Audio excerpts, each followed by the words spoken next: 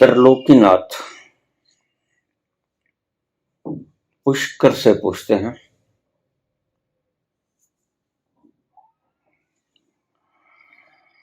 भगवान कृष्ण की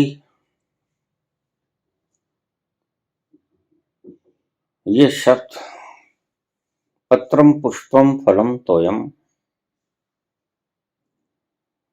यो मे भक्त्या पृच्छति तद अहम भक्त्युपहृत म श्रामि प्रयतात्मनः। पत्रम पुष्पम फलम तोयम।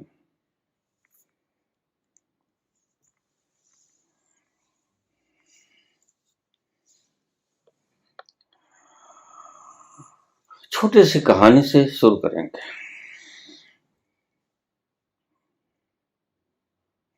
शास्त्रों की बड़ी मीठी कथा है। एक मंदिर में 3 लोग रोज जाया करते थे। उनका ये नित्य प्रति का काम था, कभी चूके नहीं थे। एक महारानी आती, स्वर्ण जड़ित, हीरे मोती जड़ित रथ के ऊपर हार श्रृंगार किया,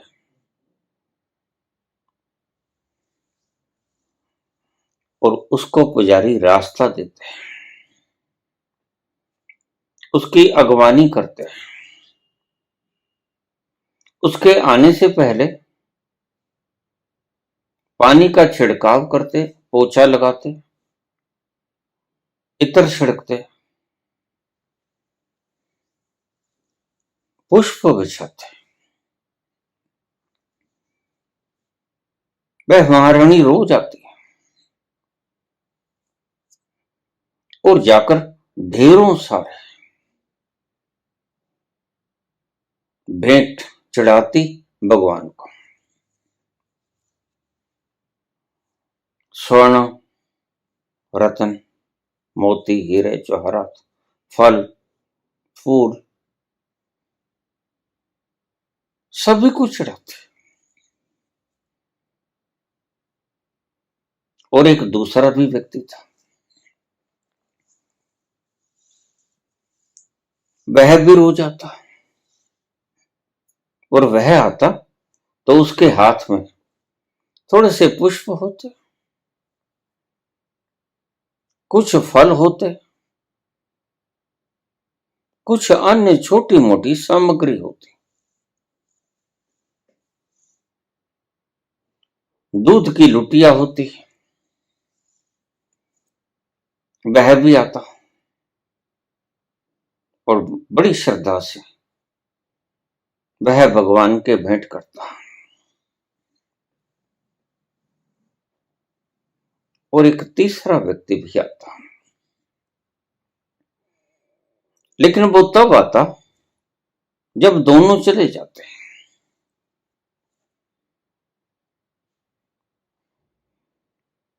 और वह धीरे धीरे आता,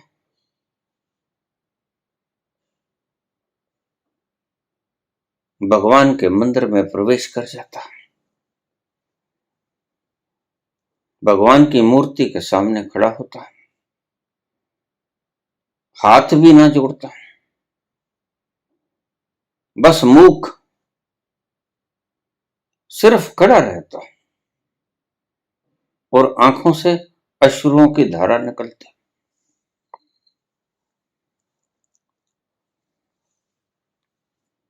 और वो धारा निरंतर निकलती, और काफी देर तक उसकी आंखें बरसती रहती।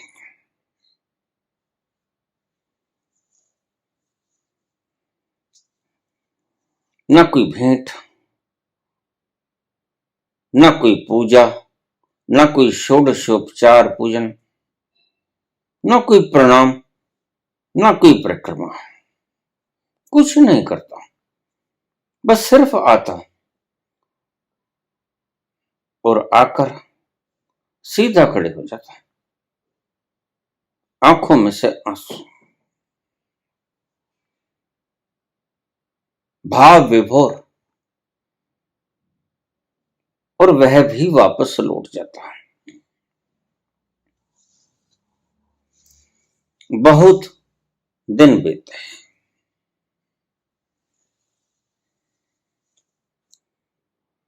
दो भक्त आ चुके थे, तीसरा भक्त भी आया। उसका भी रोज का काम था। वह आया, उसी तरह खड़ा हो गया, आंखों से सजल नयन, नीर बहने लगे।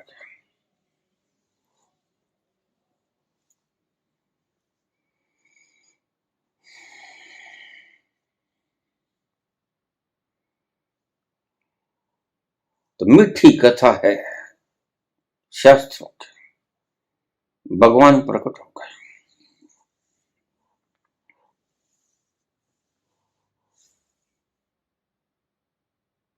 और वह भगत तो आश्चर्यचकित हो गया, आंखें फटी रह गई। भगवान की मनमोहक मूर्ति देखकर उसके सजल नयन और ज्यादा सजल हो गए, नीर और बहने लगे।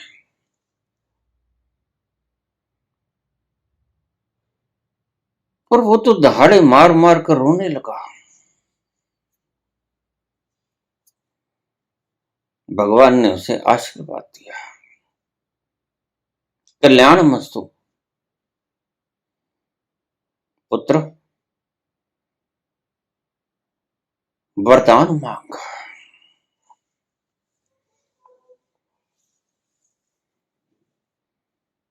लेकिन वो भक्त सिर्फ रो रहा था।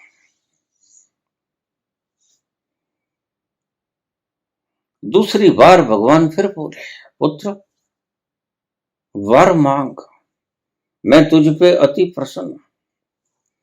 लेकिन वह तो रोए ही जा रहा था। उसके नयनों से अश्रुधारा थमने का नाम नहीं लेती। भगवान ने तीसरी बार कहा, पुत्र कुछ मांग।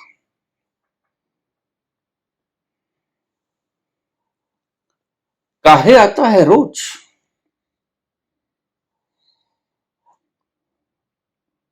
और इतना कुछ अर्पण कर जाता है।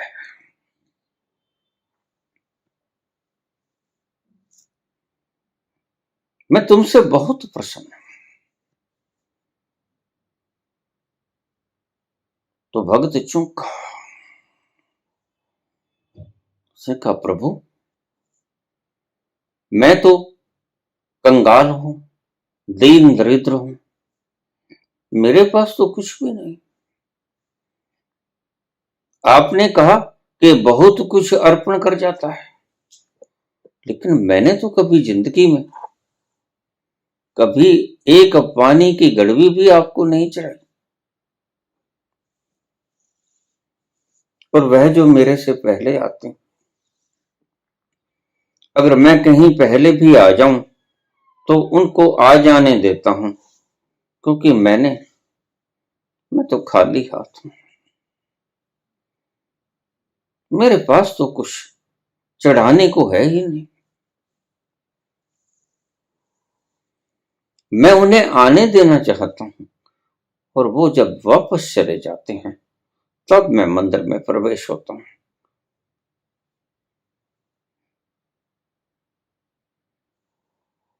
तो भगवान कहने लगे, पुत्र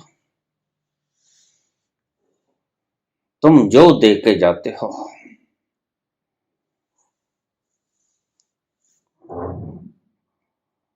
उनका मूल्य हीरे मोती जवाहरात स्वर्ण इन सभी के सामने विशाल समुद्र जैसा है। बाकी जो दो आते हैं वह कुछ चढ़ा के जाते हैं, बड़े बहुमूल्य चढ़ा के जाते हैं, लेकिन उनको एक भ्रांति है। भ्रांति ये है कि उनका कुछ है, तभी तो चढ़ाओगे। हीरे हैं, मोती हैं, जवाहरात हैं, खजाने हैं, फल हैं, जल है, पुष्प है,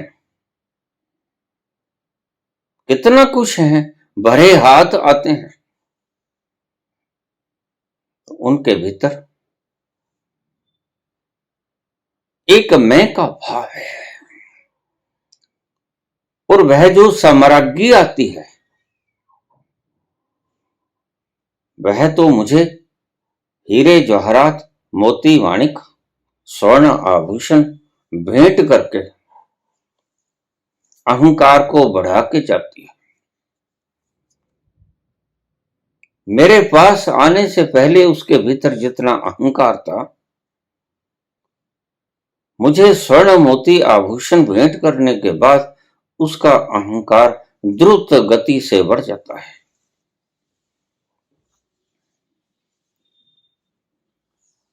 और जिस दान देने से अहंकार बढ़े वह दान नहीं होता।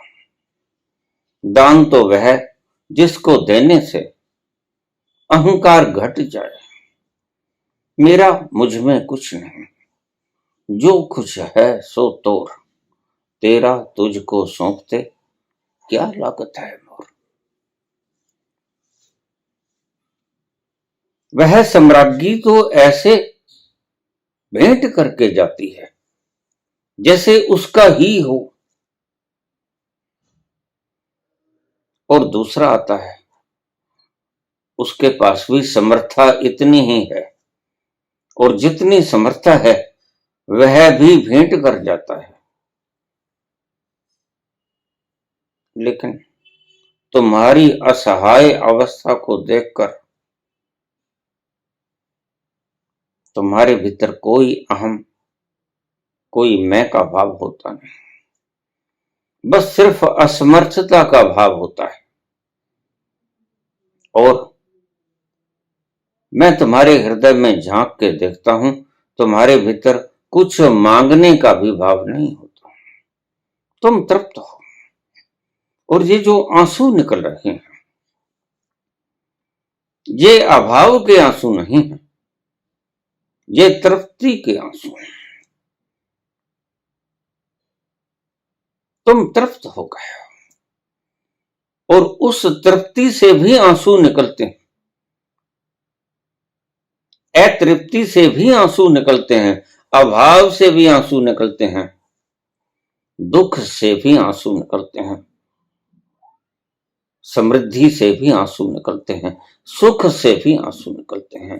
अतिरेक भावनाओं का, वो चाहे सुख हो चाहे दुख हो, आंसुओं को बाहर आने में मददगार होता है।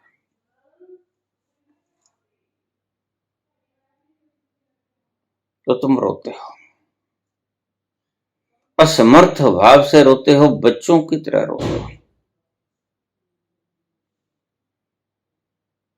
और मैं जानता हूं, क्योंकि मैं अंतर्यामी हूं।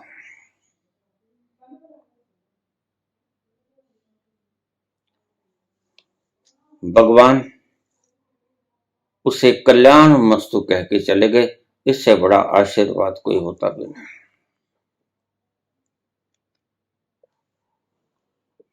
बाकी आशीर्वाद तो मात्र कहने के आशीर्वाद हैं। तुम्हारा कल्याण हो, इससे बड़ा कोई आशीर्वाद नहीं होता।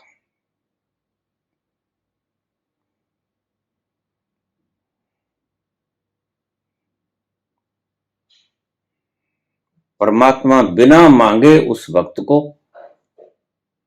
कल्याण मस्तु भव का आशीर्वाद देकर चले गए। बड़ी मीठी कहानी है। पत्रम पुष्पम फलम तोयम। जब तक तुम कुछ अर्पित करते रहोगे, तब तक एक बात मन के गहन अचेतन में ये बैठी रहेगी कि तुम्हारा कुछ है। तुम्हारा कुछ है तभी तो तुम चढ़ा रहे हो प्रभु को। जिस दिन तुम्हारे पास तुम्हारा अपना कुछ ना रहा, सब कुछ परमात्मा का हो गया। और अगर देखा जाए तो तुमने सृजन किसका किया है? ये जो धन, हीरे जवाहरात, मोती माणिक, स्वर्ण आभूषण तुम चढ़ा देते हो, ये तुम्हारी क्रिएशन नहीं, सृजना नहीं है। इनको तुमने बनाया नहीं है, इसके तुम मालिक नहीं हो। इसको तुमने कमाया जरूर है, लेकिन बनाया नहीं है। और बड़े मजे की बात है, कमा तो तुम सारी धरती सकते हो, बना तुम एक जर्रा भी नहीं सकते। देखिए विराटता की आकांक्षा रखने वाला मानव कितना मूढ़ है कि जर्रे तक की क्रिएशन करने में असमर्थ मानव अपने आप को विराट समझने लगता है।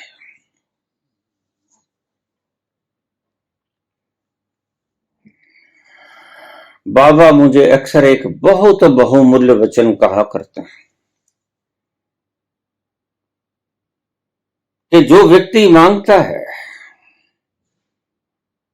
मैं उसकी मांग को पूर्ण कर देता हूं, और जो व्यक्ति मन्नत मांगता है, मैं उसकी मन्नत को कभी पूरा नहीं करता। मैं बड़ा हैरान हुआ। मैंने कहा बाबा ये कैसी गोरखवाणी, मुझे तो समझ नहीं आई। जो मुझसे कुछ मांगता है उसकी मांग को तो मैं पूरी कर देता हूं, लेकिन जो मुझसे मन्नत मांगता है वो मैं कभी पूरी नहीं करता। इसका थोड़ा सा विस्तार से वर्णन करोगे? तो बोले बाबा, बोले हाँ, क्योंकि जो मन्नत मांगता है वह ये समझता है कि वह मुझे कुछ दे सकता है, उसका कुछ है, जबकि वस्तुतः किसी का कुछ भी नहीं। जब किसी ने कुछ सृजन ही नहीं किया, वह असली मालिक होगा कैसे? और नकली मालिक तो कभी असली मालिक नहीं होता। जो कमाकर तुम मालिक हो जाते हो तो असली मालिक नहीं होते। बाबा कहते कि असली मालिक तो मैं, जिसने सृजना की। असली मालिक जिसने कमाया वो नहीं, असली मालिक जिसने बनाया वह है। और जो मन्नत मांगता है वो ये कहता है कि मैं सवा मनी चढ़ा दूंगा, मैं तेरे स्वर्ण मुकुट चढ़ा दूंगा, मैं तेरे पांव में खड़ाई रख दूंगा, मैं गंगा स्नान कराऊंगा। वह मुझसे मांगता नहीं, वह तो एक सौदा करता है कि तुम मेरी ये तमन्ना पूरी कर दो, मैं तुम्हें इतना पदार्थ भेंट कर दूंगा। और मैं उसका काम कतई नहीं करता। जो मांगता है वह जरूरत के लिए मांगता है, जो मांगता है वह आर्त भाव से मांगता है, जो मांगता है वो दुखी होकर मांगता है, वो अभाव के कारण मांगता है। मांगना और सौदा करना, इन दोनों में तो बहुत विशाल है बाबा फर्क।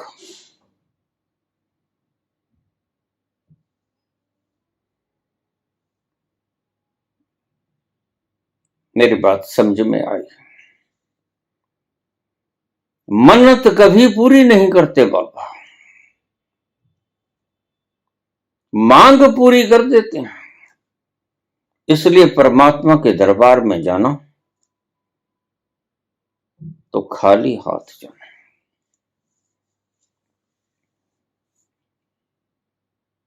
कोई पदार्थ लेके मत जाना, न फल न फूल। काहे फूल की हत्या करते हो? परमात्मा ने अपनी सृष्टि के भीतर फूल की स्वतंत्र सत्ता बनाई। 2 घड़ी का जीवन दिया है, उसे खेल लेने दो। क्यों खिलवाड़ करते हो इसकी जिंदगी के साथ? इसको हवाओं में नाच लेने दो, इसको झूम लेने दो। यह भी अपनी मस्ती मनाने आया है और मेरे हुक्म में आया है। तुम उसकी मस्ती को, उसके जीवन को उससे क्यों खींच लेते हो? तुम अपराधी हो।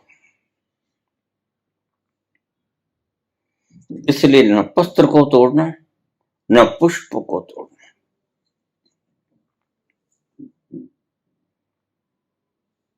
क्योंकि यह हत्या है। थोड़ी देर के लिए इनका जीवन क्षण भंगुर है, वैसे तो तुम्हारा जीवन भी क्षण भंगुर है। कौन जाने किस घड़ी वक्त का बदले मिजाज और तुम धम्म से गिर जाओ और जितने सपने सजाए थे सब धूल धूसरित हो जाएं। कोई पता है? नहीं, कोई नहीं जानता। तो इनको अपना जीवन जी लेने दो। पत्रम पुष्पम फलम तोयम। पत्र में भी जीवन है, वह भी टहनी के साथ जुड़ा हुआ, उसका रस खींच रहा है। फूल भी टहनी के साथ जुड़ा हुआ, उसका रस खींच रहा है। थोड़ा सा जीवन मेरा है, क्यों नहीं इन्हें जी लेने देते?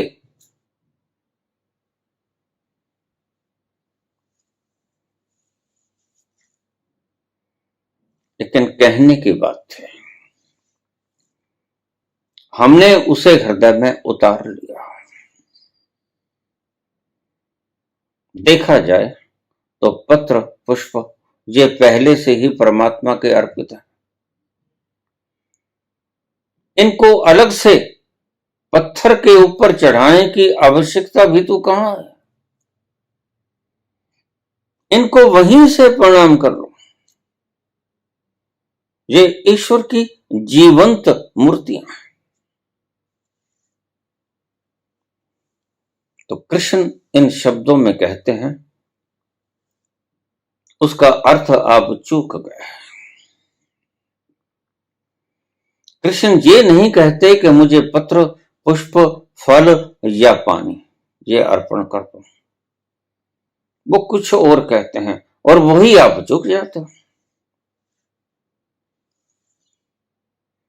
जो मे भक्त्या प्रेक्षित, तो तुमने शब्द पकड़ लिए, फूल तोड़ लाए,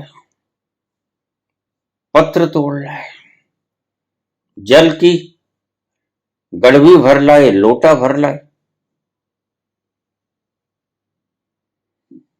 और वह अर्पण कर दिया।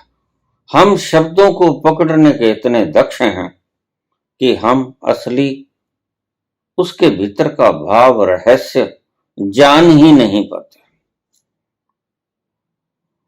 आज पागलों की कतार पत्र और पुष्पों को हाथ में लिए हुए भगवान की मूर्ति के ऊपर चढ़ाने के लिए कतारबद्ध है। लेकिन भगवान कृष्ण ने ये कहा कहां था? भगवान कृष्ण ने कुछ और कहा था कि मुझे कोई फर्क नहीं पड़ता, स्वर्ण की पादुकाएं चढ़ा दो, या स्वर्ण का मुकुट चढ़ा दो रतन जड़ित, कोई फर्क नहीं पड़ता। पत्र पुष्प चढ़ा दो, सिर्फ थोथा जल चढ़ा दो, मुझे फर्क क्या पड़ता है। जो मैं भक्त्या पृच्छति, लेकिन वो कुछ भी चढ़ा दो, और अगर कुछ भी ना चढ़ाओ, उस भक्त की तरह सजल नयन होकर नीर की 2 बूंदें ही चढ़ा दो।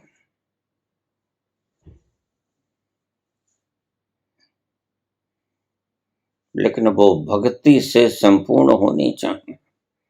बस इस सूत्र को आप चूक गए। आप फिक्र करने लगे वस्तुओं की। फूल का भी क्या चढ़ाना है, पत्र का भी क्या चढ़ाना है, जल का भी क्या चढ़ाना है, यह तो मुफ्त में मिल जाती है। मैं स्वर्ण आभूषण चढ़ाऊं, मैं स्वर्ण मुकुट चढ़ाऊं। और ध्यान रखना, मेरी पहली कथा के सार को समझने का प्रयास करना। जिसने अपने सजल नयन अश्रुधारा 2 अश्रुओं की बूंदें भगवान को अर्पण कर दी, वो कामयाब हो गए। और जिस सम्राज्ञी ने स्वर्ण आभूषण चढ़ाए, रत्न जड़ित मोती माणिक लाल हीरे जवाहरात चढ़ाए और ढेरों फल फूल चढ़ाए, उसकी भक्ति समर्पित हुई नहीं। क्यों? क्योंकि भक्ति नहीं थी, पदार्थ था अकेले। उस सम्राज्ञी ने पदार्थ दिया, भक्ति की भावना नहीं थी। प्रेम का वो आक्रोश नहीं, आगोश नहीं था, प्रेम की वो छलकाहट नहीं थी। बस यही चूक हो गई, और यही चूक तुम सभी करते हो।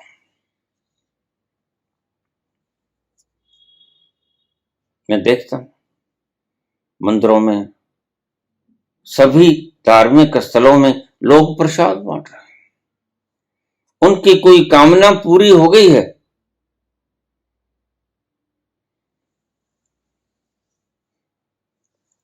प्रसाद भक्ति भावना से ज्यादा कीमती हो गया है। जबकि भगवान ये कहते हैं कि जरा सोचो तो, तुम्हारा है क्या? जब तुमने कुछ बनाया ही नहीं, तो तुम्हारी किसी चीज पे मलकियत भी नहीं, बस सिर्फ ठप्पा लगाया है तुमने कि ये मेरा है। पापा बाज न होवे कट्ठी, मोया संग न चावे। पाप करके, कफर तोलकर, झूठ बोलकर, बेईमानी करके तुमने कुछ द्रव्य एकत्रित कर लिया होगा और उस पे मोहर लगा दी होगी कि ये मेरा है।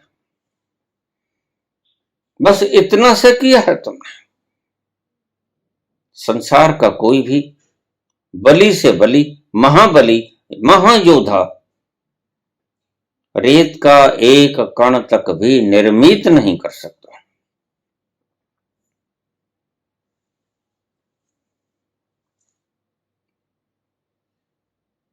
मैंने जब प्रथम बार साइंस की पहली क्लास अटेंड की, तो पहले पन्ने पे लिखा था, matter can neither be created nor can be destroyed. पदार्थ को न पैदा किया जा सकता है, न ही विनष्ट किया जा सकता है। तो मैंने मेरे प्रोफेसर महोदय से पूछा कि अगर आप क्रिएट भी नहीं कर सकते, और उसको छोड़ो, अगर आप विनष्ट भी नहीं कर सकते तो आप कर क्या सकते हो?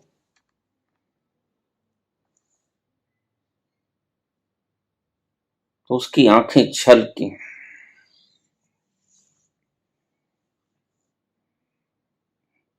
कोई भक्त होगा,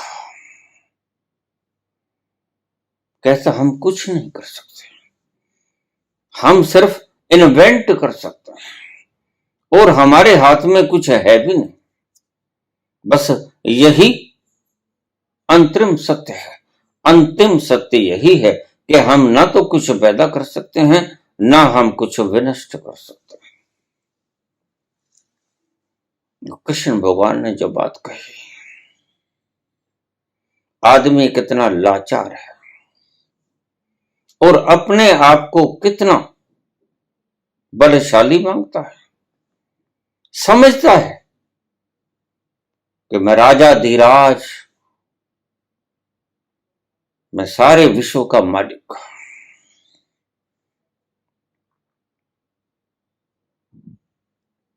और है पानी केरा बुदबुदा असमानस की जात, देखत ही छिप जाएगा जूं तारा प्रभात। ये औकात है मनुष्य का। और मानता है मैं विराट हूं, मैं सदा हूं, था और रहूंगा, ये मानता है।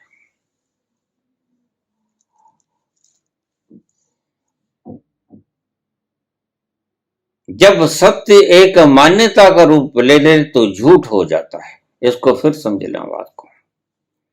जब सत्य एक मान्यता का रूप ले ले तो झूठ हो जाता है। एक अभी नए नए भगवान जन्मे हैं, वो कहते हैं कि मैं ब्रह्म हूं, ये सारा सृजन मैंने किया। अब ये व्यक्ति पागल है,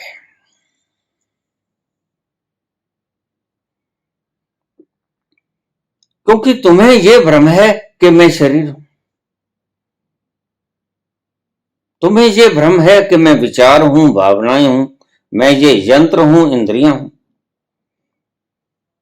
और इसको ये भ्रम तो है ही, इसने एक दूसरा भ्रम भी आरोपित कर लिया कि मैं ब्रह्म हूं, ये जो सारा सृजन किया है ये मैंने किया है। बस ये दूसरा भ्रम इसने अपने भीतर पैदा कर लिया। ये बड़ा पागल हो गया। अब इसको पागल खाने में बंद करने के अलावा और कोई रास्ता नहीं है। जब सत्य को शब्दों में मान्यताएं बना ली जाएं तो वह व्यक्ति समझो कि पागल हो गया। उसको मानसिक उपचार की आवश्यकता है। शिव हम का उद्घोष करने वाला मंसूर, और शिव हम का उद्घोष करने वाला ये भगवान, जमीन आसमान का फर्क है। मंसूर जान गया कण कण में मैं ही, तो उसने उद्घोष किया अनल हक।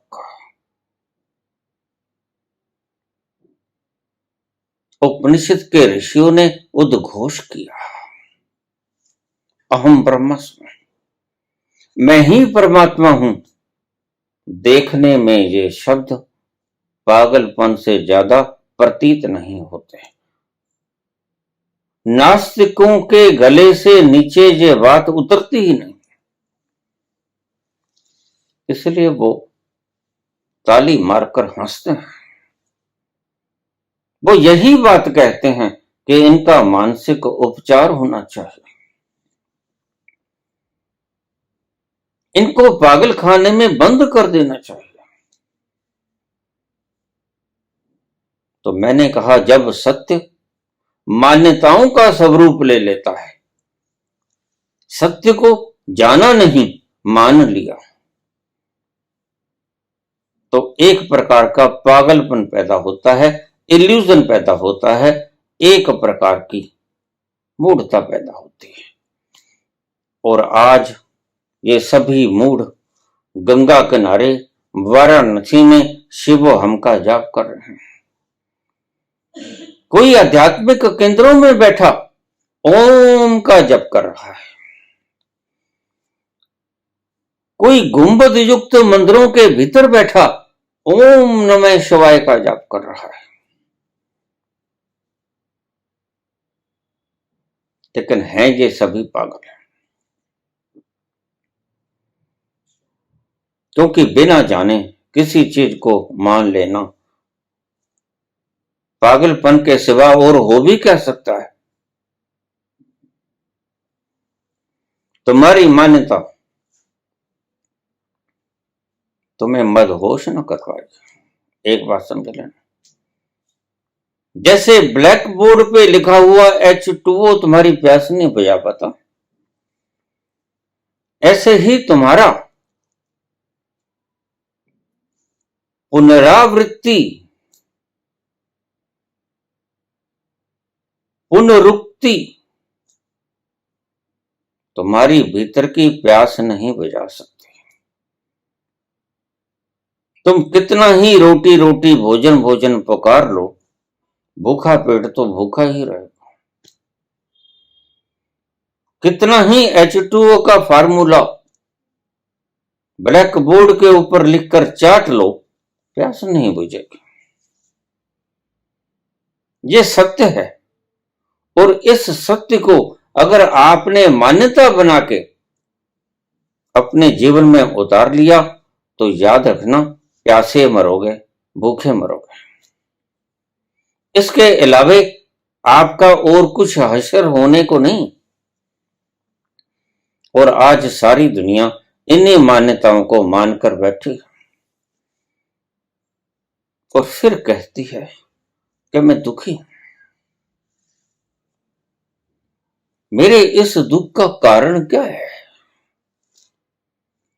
तुम्हारे दुख का कारण यही है कि तुमने प्लास्टिक के फूलों को असली फूल समझ लिया है।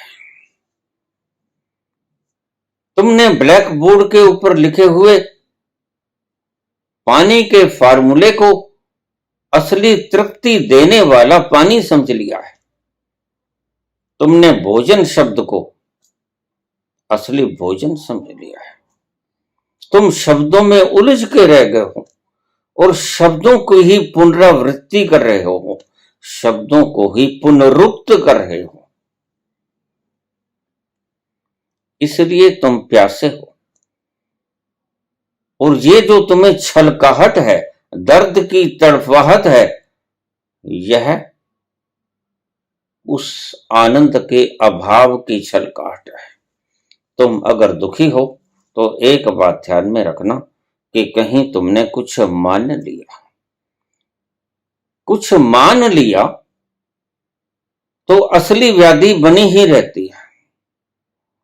भूखे हो, भोजन की कल्पना कर ली, लेकिन भूख तुम्हें सदा सताएगी। प्यासे हो, पानी की कल्पना के लिए या पानी कल्पना में पी लिया, ध्यान रखना प्यासे ही रहोगे। नाम जप लिया, कोई भी नाम जप लिया, और फिर पाओ कि मेरे दुखों का अंत हो जाए। दुखों का अंत होने वाला नहीं है। भला नाम जप से कभी दुखों का अंत होता है? नाम जप तो तुम्हारी बनाई हुई लिपियां हैं। जब ये लिपियां नहीं होती थी, व्यक्ति के पास बोलने का साधन नहीं था, अपने भीतर के उद्गार प्रकट नहीं कर सकता था, तब वह व्यक्ति कैसे पहुंचता था अपने अंतस्थल के पास? जब ये नाम नहीं थे जो आज तुम्हारे गुरुजन तुम्हें वितरित कर रहे हैं, तब भी तो व्यक्ति रहे होंगे। जब ये भाषाएं निर्मित नहीं हुई थीं, कुछ भाषाएं तो बहुत नई हैं जो अभी 5-4-100 सालों में ही उत्पन्न हुई हैं, और ज्यादा से ज्यादा भाषा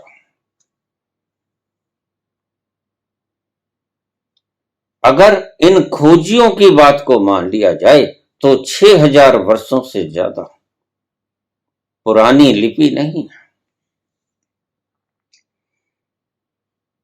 लिपियां सिर्फ 6000 साल तक उसके बाद ही बनी। तो उससे पहले लोग किसका नाम लेते थे? उससे पहले लोग अपने आनंद के लिए किसका नाम लेकर भीतर पहुंचते थे? तब जमाना कुछ और था। तब ये अटकाने वाले लोग नहीं थे। तब ये झूठ को फैलाने वाले लोग नहीं थे। तब ये पाखंडी साधु नहीं थे।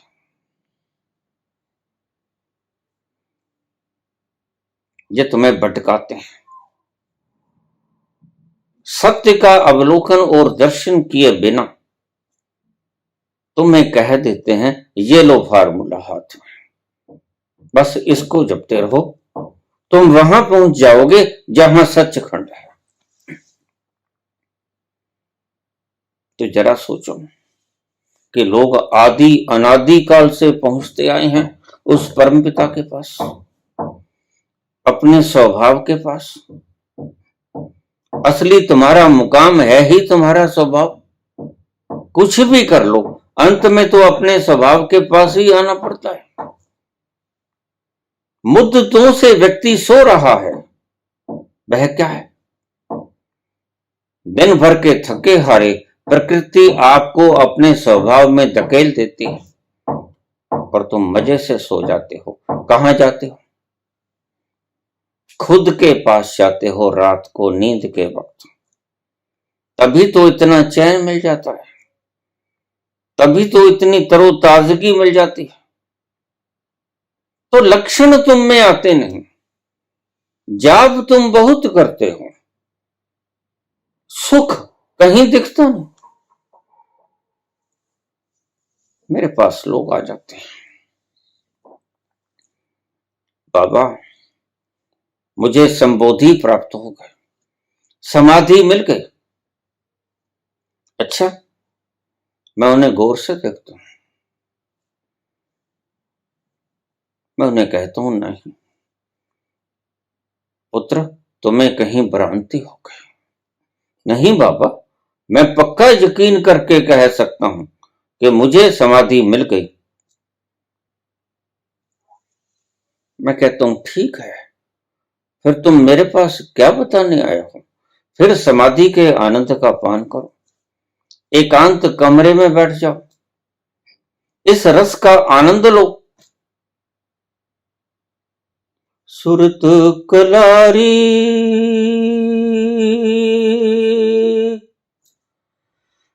भई मतवारी,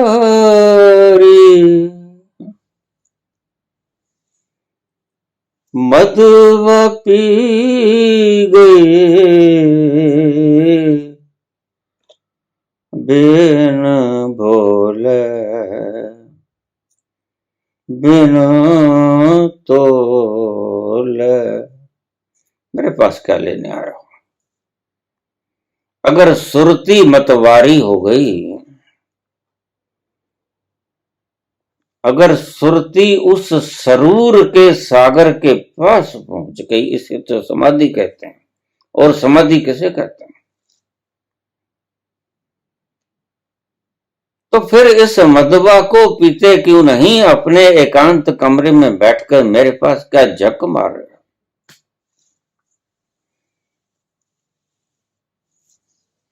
बाबा तुम मानो ना मानो, मैं पहुंच तो गया।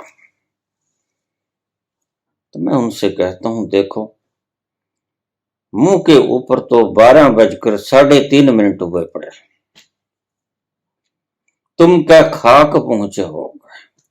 और तुम देख लेना, आज नहीं कल, कल नहीं परसों नहीं नरसों, तुम ही आके कहोगे बाबा मैं दुखी बहुत हूं।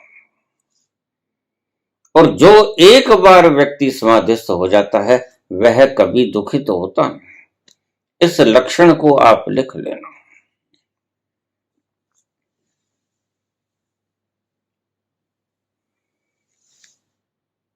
जब आपके हिया से हर्ष, शोक, हानि, लाभ, जीवन, मरण, दुख, सुख, यश, अपयश, ये द्वंद्व निकल जाएं, तुम इन सभी द्वंद्वों से पार हो जाओ। बस समझ लेना कि तुम समाधिस्थ हो गए और आनंद की फुहार तुम्हें नहला रही है हर पर। तो समझ लेना कि तुम समाधिस्थ हो गए। बेचैनी खत्म हुई, मन ने बोलना खत्म किया। मन ने भविष्य की तस्वीरें सजानी बंद कर दी। मन ने अतीत की स्मृतियों का दुख और सुख मानना बंद कर दिया। तब तुम समझ लेना कि हम समाधिस्थ हुए। सभी द्वंद्वों से पार जब तक नहीं जाओगे, तब तक समाधि की कल्पना करनी भी मूर्खता के सिवा और कुछ नहीं। आइए हम इस श्लोक पर फिर लौट चलें। तो कृष्ण कहते हैं, पत्रम पुष्पम फलम तोयम यो मे भक्त्या पृच्छति।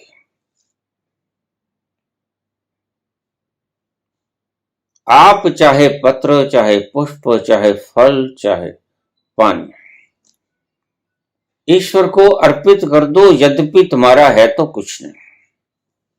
ये कहते हैं भगवान। सृष्टिकर्ता परमात्मा ये कहता है तुमसे कि तुमने बनाया तो कुछ नहीं, सिर्फ ये मेरा है, इसकी मोहर लगाई है कि ये मेरा है तुम्हारा कुछ नहीं, है हूं तुम्हारा कुछ नहीं, तुमने सिर्फ मोहर लगाई। लेकिन फिर भी तुम चाहे इनमें से कुछ भी चढ़ा दो, लेकिन जो बात असली कह गए कृष्ण, वो तुमने नकार दी, वो तुमने बैकफुट पे ले लिया उसे। यो मैं भक्त्या पृच्छति, जो प्रेम से भरे हृदय से मुझे अर्पण कर देता है। फिर ये तो कहने की बातें हैं, कृष्ण बड़े समझदार। कृष्ण कहते हैं कि कुछ भी चढ़ा दे वो तेरा नहीं, और कुछ भी ना चढ़ा दे क्योंकि तेरा कुछ है ही नहीं। और खाली ये असहायता के, असमर्थता के, निरावलंबता के आंसू ही चढ़ा दे।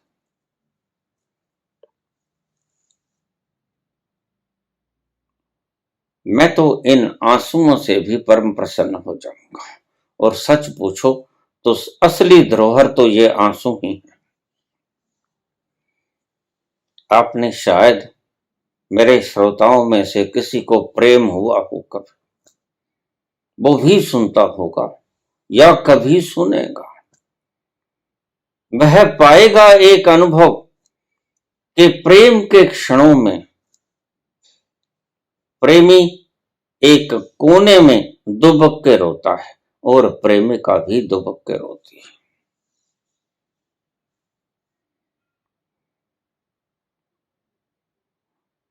प्रेम की उस धारा में निकले हुए अश्रुओं की कीमत तुम्हारी सारी विश्व की धरोहर से ज्यादा है। एक आंसू की कीमत। बस उसी प्रेम की बात करते हैं भगवान कृष्ण। इस प्रेम के भाव में, भक्ति के भाव में तुम चाहे कुछ भी अर्पण कर दो या कुछ भी अर्पण ना कर दो, क्योंकि तुम्हारा है तो कुछ है ही नहीं। और इसे भगवान कृष्ण नहीं जानते तो और कौन जानता है। बस एक चीज प्रेम, एक चीज भक्ति। भक्ति का मतलब मेरा खुश है, निरावलंब भाव से, असहाय वृत्ति से, असमर्थ भाव से तुम आंसुओं की बूंदें ही बिखेर दो। ये मोती मणियों, हीरे जवाहरातों, स्वर्ण आभूषणों से अधिक कीमती हैं।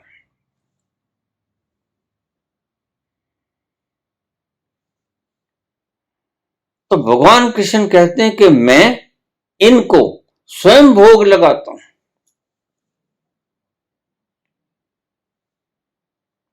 मैं इन्हें परम खुशी से स्वीकार कर लेता हूं। तुम कुछ भी अर्पण कर दो, लेकिन उसमें एक चीज शब्द बोला गया, उसी को आप चूक गए। आप जाते हो यंत्रवत जाते हो, जैसे और काम निपटाने होते हैं वैसे ही लोटे को मांजते हो, शुद्ध जल से भरते हो और जाकर शिवलिंग के ऊपर चढ़ा देते हो।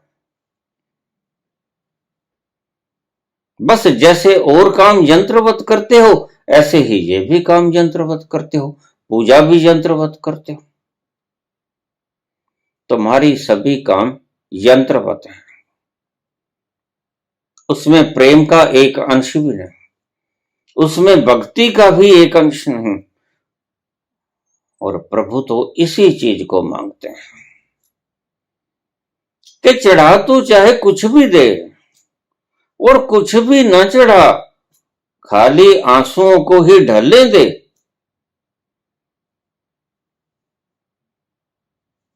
तो बस मैं तेरे आंसुओं को भी ग्रहण कर लूंगा। और सबसे पहले तो आंसुओं को ही ग्रहण करूंगा, बाकी चीजों को तो मैं ग्रहण करूंगा ही नहीं, क्योंकि वो तेरी है ही नहीं। उनको तू अर्पित करके मैं का भाव पालता है, लेकिन असहाय अवस्था में, असमर्थ अवस्था में निकला हुआ रोना,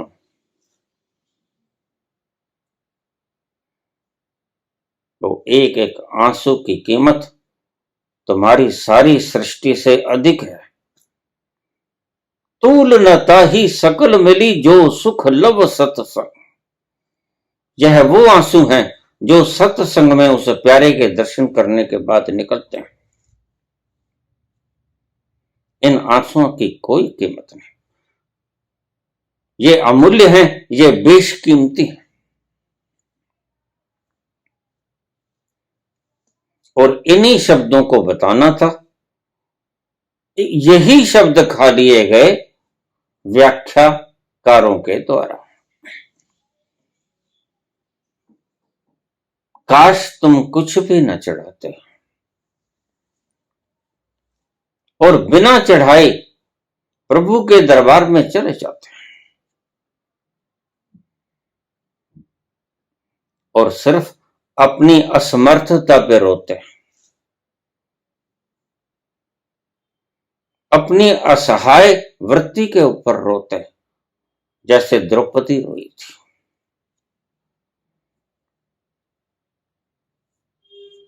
उस असमर्थता के भीतर से निकले हुए आंसू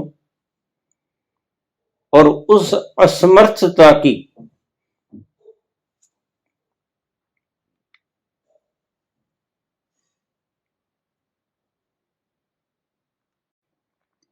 और उस प्रेम पूर्वक, उस भक्ति पूर्वक चढ़ाए हुए जल को, पुष्प को, फल को मैं स्वयं तद अहम भक्तु प्रहितम शरणानि प्रयतात्मनः। मैं स्वयं भक्षण करता हूं, मैं स्वयं भोग लगाता हूं, लेकिन एक शर्त जो उन्होंने रखी, एक अनिवार्यता जो उन्होंने रखी, वही आप चूक गए। और चूक गए तो वह निष्फल हो गए। तुमने कुछ भी चढ़ा दिया, लेकिन अगर उसमें भक्ति का पुट नहीं लगाया, अगर उसमें प्रेम का पुट नहीं दिया तो फिर तुम चूक गए, और यही चूक तुम्हें सुखी नहीं होने देगी। बस असल चीख जो थी प्रेम, भावना, भक्ति, समर्पण, वही चूक है। पदार्थ चढ़ा दिए, प्रेम पूर्वक नहीं चढ़ाए, आनंदित भाव से नहीं चढ़ाए,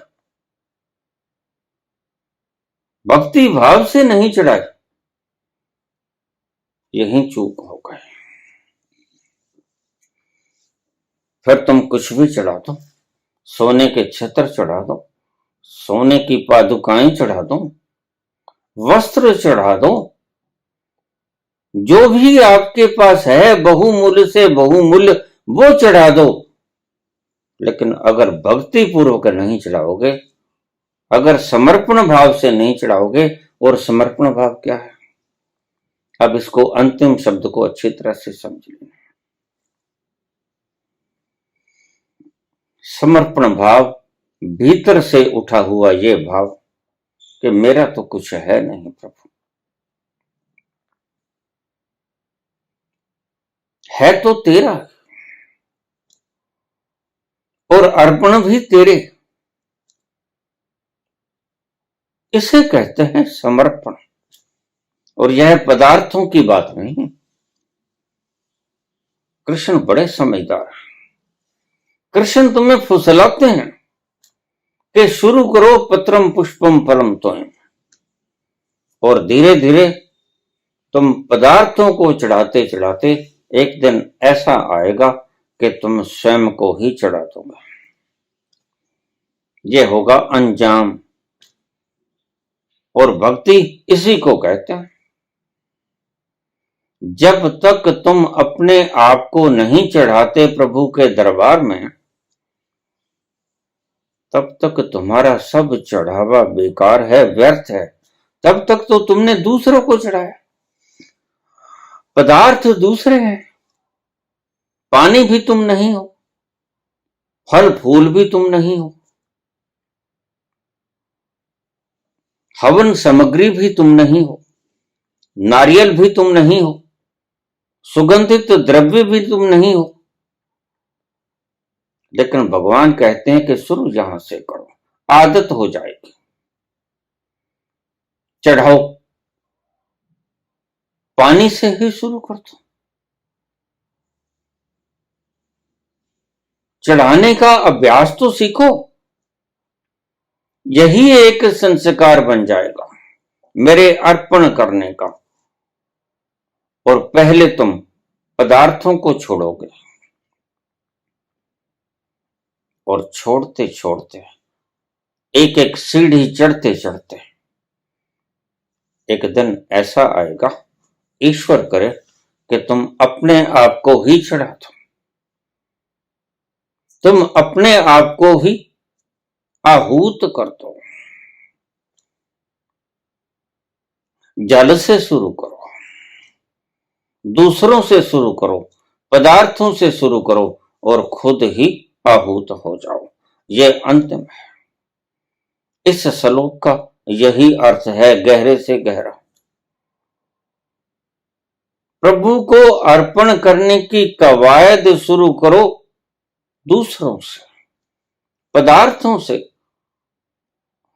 और पानी तो सर्व उपलब्ध है। बहती हुई गंगा जी में एक लुटिया भर लो पानी के, और उसे प्रभु को स्नान करा दो। धीरे धीरे धीरे धीरे तुम्हें अर्पण करने का संस्कार जुड़ता जाएगा। और ये अर्पण करने का भाव, अर्पण करते ही रहना। अभी तक तो तुम दूसरों को अर्पित करते थे, फिर हवन करने का भी यही मतलब था कि पदार्थों की आहुति देने से शुरू करो, और तब तक आहुति देते रहो जब तक के अंतिम आहुति तुम्हारी स्वयं की ही ना हो जाए। आखिरी आहुति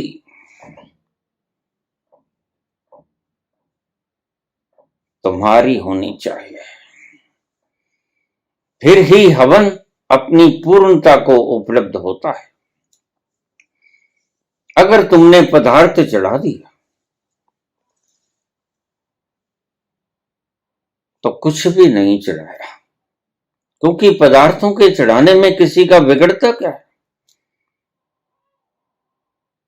ये लोग पशुओं की बलि देते हैं, पशुओं की बलि देने में लगता क्या है, लेकिन सिखाया गया था कि बलि से शुरू करो। ये पशुओं की बलि देना तो जीवा के स्वादिष्ट व्यक्तियों ने शुरू की होगी।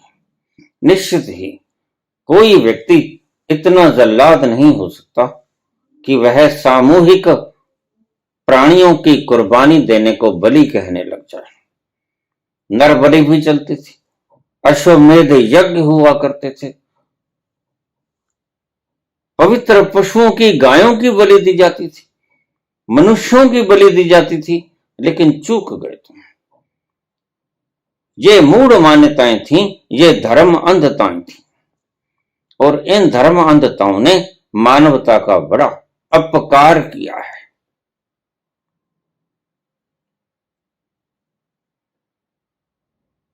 भगवान कृष्ण कहते हैं कि पदार्थों से शुरू करो, पत्रम पुष्पम फलम तोयम। और पदार्थों से शुरू करते करते तुम्हारे भीतर एक संस्कार निर्मित होगा अर्पण करने का,